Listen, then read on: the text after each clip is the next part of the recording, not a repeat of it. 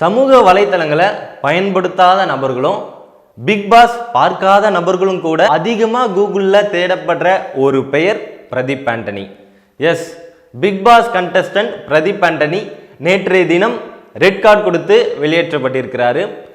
இது சரியா தவறா, என்ன நடந்துச்சு, ஏன் இப்படி கொடுக்கணும் அப்படின்ற பல்வேறு கேள்விகள் நமக்குள்ள எழத் தோணுது. ஸோ அது எல்லாத்தையும் இன்னைக்கு வீடியோவில் நம்ம பார்ப்போம். Welcome back. இது SK14 வழங்கும் பிக் பாஸ் அப்டேட்ஸ். இதுவரைக்கும் நடந்த பிக் பாஸ் ஷோலேயே இந்த சீசனில் தான் முதல் 4 வாரங்களாக மக்களுடைய செல்வாக்கை அதிகமாக பெற்ற நபர் தான் பிரதீப். எல்லாமே நீங்கள் சொல்லிட்டு நீங்க ரொம்ப ஆர்வமா இருக்கிறதுனால ஒருவேளை நீங்க சேவ் ஆனதுக்கு காரணம் அதுவா இருக்கலாம். பிரதீப், என்னங்க என்ன வேலை பண்ணிட்டீங்க நீங்க? என்னங்க நீங்க இப்படி பண்ணிட்டீங்க? மாயா, பிரதீப்க்கு மட்டும் ஜனங்கள் கை தட்டினா அப்படின்னு ஒரு சபதம் பண்ணாங்க. யாருக்காவது ஞாபகம் இருக்காங்க? அப்புறம் எப்படிங்க நீங்க இப்படி தட்டலாம்? வேலை பண்ணிட்டீங்க நீங்க.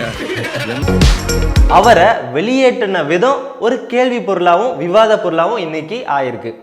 ஏன்னா ஒரு கண்டஸ்டன்ட்டையும் கூப்பிட்டு கன்ஃபெஷன் ரூம்ல ஒரே ஒரு ரெட் கார்டை வச்சு பெண்கள் பாதுகாப்பு இல்லைன்னு சொல்றாங்க, நீங்க இந்த கார்டை காட்டி உங்களுடைய எதிர்ப்பை தெரிவிக்கலாம் அப்படின்னு சொன்னா அது எல்லாருமே யோசிக்க வேண்டிய விஷயம் என்னன்னா, அது கண்டிப்பா காட்டி தானே ஆகணும், காட்டலன்னா நம்ம வெளியில தப்பாயிடுவோமோ, பெண்களுக்கு எதிராக ஆயிடுவோமோ அப்படின்னு ஒரு கேள்வி அவங்களுக்குள்ள ஏற்பட்டிருக்கு. இதை எப்படி கேட்டிருக்கலாம் அப்படின்னா, எல்லோ கார்டையும் ரெட் கார்டையும் வச்சு 30 நாட்களாக நீங்க ஒரு சக போட்டியாளராக பிக் பாஸ்ல பிரதீப் கூட இருக்கீங்க, பெண்களுக்கு பாதுகாப்பு இல்லை அப்படின்னு ஒரு விவாதம் வருது. உங்களுடைய கருத்து என்ன? நீங்க பாதுகாப்பாக தான் இருக்கீங்களா? 2 கார்டையும் கொடுத்து கேட்கப்பட்டிருந்தா ஒருவேளை தீர்ப்பு மாறி இருக்கலாம் அப்படின்னு தான் சொல்லணும். முதல் இடம் ஒரு இடம் தான் தெரிந்தும் எல்லாருமே முதல் இடத்துக்கு போட்டி போட்டிருக்கணும். நீங்களே பிரதீப்பும் மாயாவும் தான் அந்த இடங்களுக்கு தகுதியானவர்கள் என்பது முடிவு பண்ணிட்டீங்களா? பிரதீப் ஒரு இந்த மாதிரி ஒரு கேம் ஷோ கிரியேட்டிவ் டீம் ரூல்ஸ்லாம் உங்களை மாதிரி யாராலையுமே யோசிக்க மாட்டாங்க, அவங்களே யோசிச்சிருக்க மாட்டாங்க. பிரதீப்புக்கு நிறைய ஓட்டு வருது. ஒரு சில விஷயம் மட்டும் அவர் கொஞ்சம் ஃபைன் டியூன் பண்ணாருன்னா அவர் வின் பண்றதுக்கான சான்சஸ் இருக்கு. பிரதீப் யோசிக்கிறத செய்யறான், எனக்கு அது நியாயமா பட்டுது. சோ லைக் பேட்ச் நான் பிரதீப் கொடுக்குறேன். நல்லா விளையாண்டான், ரீசன் பக்காவா சொன்னான். இன்னொருத்தங்கிட்ட வச்சு என்னை இது தோக்கடிக்காத எப்பவுமே, அவ்வளோதான் நான் சொல்லுவேன். அதுக்கு நீ என்னை பார்க்காமலே இருந்துக்கலாம். இப்போ தெரியுதா அவளை இண்டிவிஜுவல் பிளேயரை விளையாட விடுறாங்க, தனியா இருந்தா அவன் நல்லா விளையாடுவான். எனக்கு இது பிடிக்கல, அவ்வளோதான். ஏன் நீங்க புரிஞ்சிக்கவே மாட்டீங்க? கொஞ்சம் கூட மூளையே இல்லாத முட்டா பயிரா இருக்காம. கடைசி வரைக்கும் பிரதீப் இருப்பார் கண்டிப்பாக. பிரதீப்புக்காக தான் பார்க்குறேன். அவர் நல்லா நியாயமாக விளாட்றாரு. அவர் ஜெயிச்சா சந்தோஷம், எனக்கு நல்லாயிருக்கும். பர்சனலாக அவங்க எப்படிப்பட்டவங்க அப்படின்னு சொல்லிட்டு தெரிஞ்சுக்கிறதுக்கு எல்லாருமே தான் விரும்புவோம். அதுதான் பிக் பாஸ். பிடிச்சவங்கன்னு கேட்டிங்கன்னா பிரதீப் தாங்க. அவர் எல்லாரும் சொல்லுவாங்க, இன்னும் அவர் லூஸு மாதிரி பண்ணிட்டு இருக்காரு, லூஸு மாதிரி பேசுகிறார். அவர் உண்மையாக இருக்கிறாரு. வெளியே எப்படி இருக்காரோ அதே மாதிரி தான் உள்ளே இருக்கிறாரு. அவரோட லைஃப்பை பற்றிலாம் நீங்கள் கேள்விப்பட்டிருக்கீங்களா? ஓவரால் சொல்ல முடியாதுங்க ப்ரோ. பிகாஸ் லாஸ்ட் டைமே பார்த்தீங்களே விக்ரமன் அசீம், சொல்ல முடியாதுங்க ப்ரோ. அவங்க யார் பிளான் பண்ணி வச்சுருக்காங்களோ அவங்க தான் வின்னரு. பிரதீப் நல்லா நல்லா போயிட்டுருக்கு, நல்லா விளையாடுறாரு.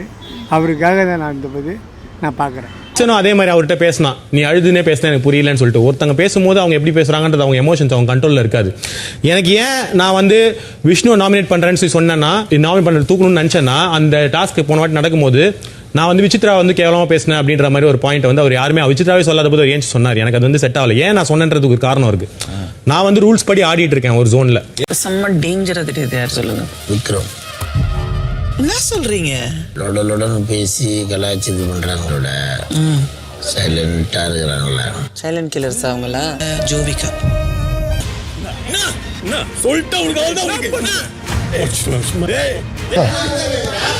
சொல்லு. இல்ல நீ வா, வா சொல்லு. தூரத்துல தான் பரவியவா சொல். பக்கத்துல உட்கார்ந்து நினைச்சாங்க.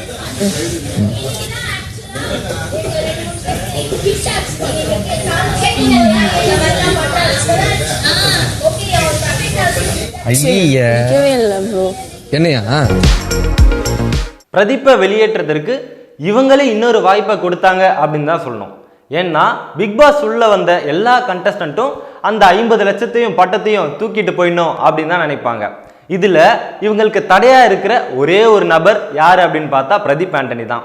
ஏன்னா அவருக்கு தான் வந்து மக்களுடைய செல்வாக்கு அதிகமா இருக்கு. நம்ம வெற்றிக்கு தடையா இருக்கிற ஒரு நபர் பிரதீப், அவரை வந்து வெளியேற்றலாம், அதுக்கு இது ஒரு வாய்ப்பு அப்படின்னு எல்லாரும் பயன்படுத்திட்டாங்க அப்படின்னு தான் சொல்லணும். பிக் பாஸ்ல ஜெயிக்கணும்னு சொல்லிட்டு போலியா நடிச்சிட்டு இருக்கவங்க மத்தியில ஆரம்பத்துல இருந்தே நான் இப்படி தாங்க, கமல் சாரே சொன்னாலும் நான் சாரி கேட்க மாட்டேன், ஏன்னா நான் தப்பு பண்ணல அப்படின்னு சொன்னவர் தான் பிரதீப். இந்த ஒரு காரணத்தால பிரதீப்பை வந்து வெளியே அனுப்பிட்டாங்களோ அப்படின்ற கேள்வி பொதுமக்கள் எல்லாருடைய மத்தியிலும் எழப்பட்டிருக்குதா சொல்லணும். ஆக மொத்தம் அவர் பிக் பாஸ்ல ஜெயிச்சாரோ தோத்தாரோ, ஆனா மக்கள் மனதில் ஜெயிச்சிட்டாரு அப்படின்றதான் சொல்லணும்.